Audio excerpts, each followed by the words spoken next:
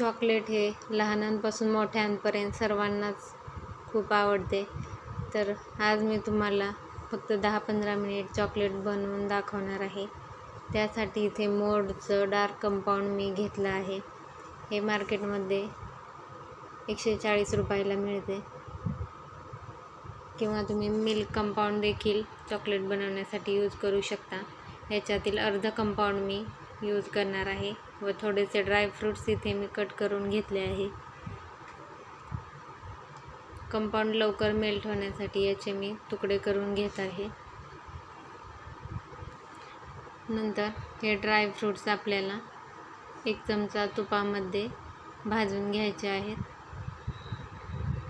तर कढई गरम झाली आहे, 1 चमचा तूप घातला आहे.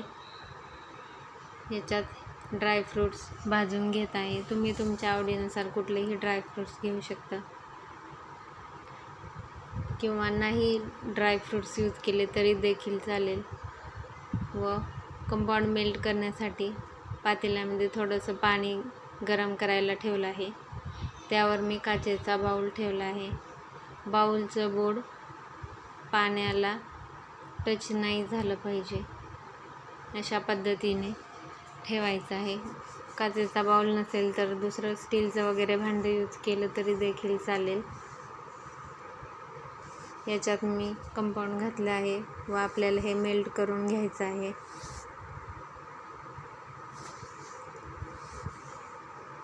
पाहू शकता, फक्त 5 मिनिटात हे मेल्ट होतं. नंतर याच्यात मी ड्रायफ्रूट्स घालणार आहे व चॉकलेट सेट करण्यासाठी इथे मी सिलिकॉनचं हे चॉकलेट मोल्ड घेतलं आहे. जर तुमच्याकडं हे मोल्ड नसेल तर तुम्ही आईस ट्रेमध्ये सुद्धा बनवू शकता. तर ड्रायफ्रूट्स घालून एकदा मिक्स करून घेतलं आहे व लगेचच वेळ न घालवता हे आपल्याला याच्यात फिल करायचं आहे. व हे लवकर पटापट ही प्रोसेस नाही केली तर ते घट्ट होते. त्यामुळे लगेचच याच्यात भरवून घ्यायचं आहे व नंतर फ्रीजमध्ये 1 तासासाठी ठेवायचं आहे. लक्षात ठेवा, फ्रीझरमध्ये ठेवायचं नाही. फ्रीजमध्ये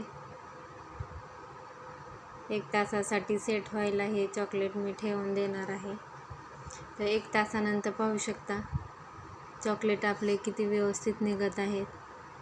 तर आजचा व्हिडिओ तुम्हाला कसा वाटला नक्की कमेंट करून सांगा. व लहान मुलांना बाहेरची चॉकलेट खाऊ घालण्यापेक्षा या पद्धतीने घरी तुम्ही नक्की बनवून पहा.